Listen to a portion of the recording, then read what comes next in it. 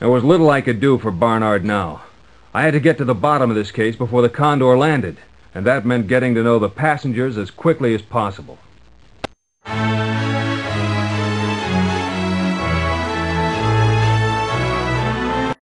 The forward observation deck was a large cabin with high-backed recliners facing windows that gave a great view out the front of the plane.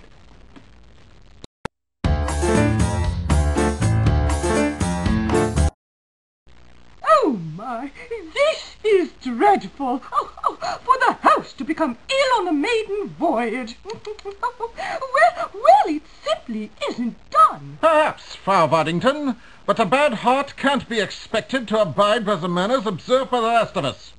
Herr Peters, you have seen Herr Bernard.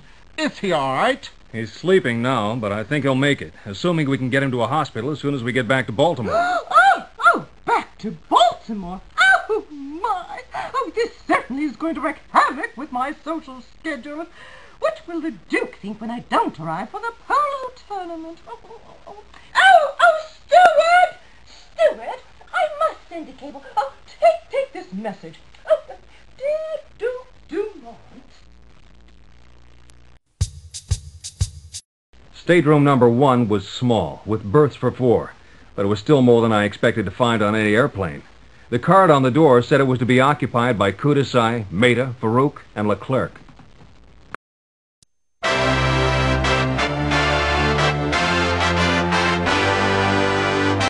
Like all the staterooms, number 2 had all handmade furnishings. Barnard had created the only way to travel, short of strapping engines on the Waldorf Astoria. The card on the door said it was occupied by Shepard, Waddington, Petrovka, and Dunn.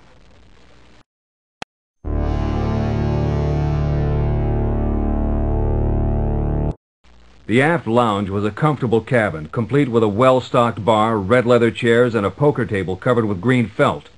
I noticed the latest electric gramophone in the corner. Barnard always had to have the latest inventions.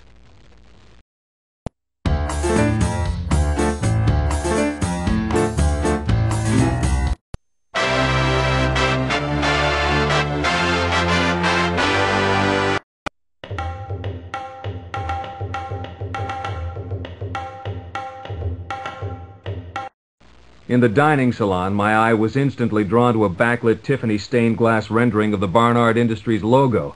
A defiant winged victory bursting out of a storm cloud, clutching a lightning bolt in one hand and a great hammer in the other.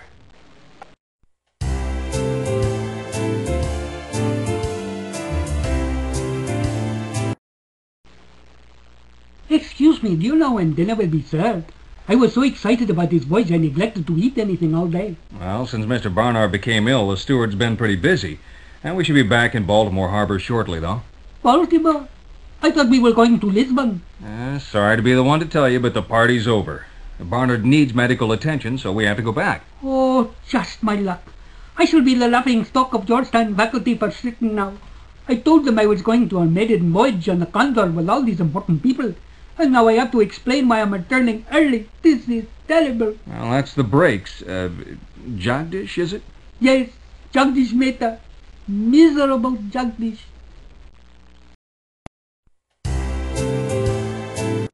The main salon had Barnard's ego written all over it. Streamlined chrome everything, from lamps to ashtrays, indirect lighting, and Art Deco sculpture.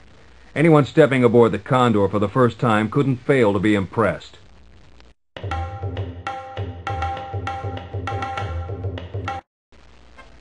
Now, the forward lounge looks like the place to be. A bar, tended by a big Belgian named Henri. A 4-piece combo that could really blow a tune. Room to dance. And enough tables and chairs to throw a real party.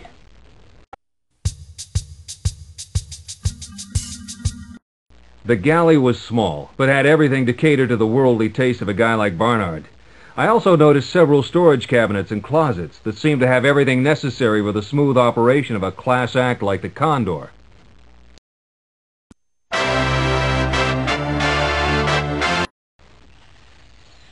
I found myself in the aft observation deck, which had been designed like a garden room with live plants and a potted palm. I could hear tropical birds, but as I looked around, I couldn't find the source. No doubt one of Barnard's gadgets again.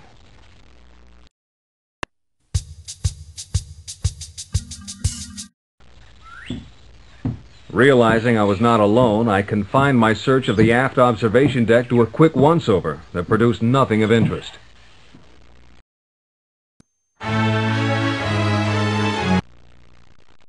I realized I had less than 22 minutes to solve the mystery.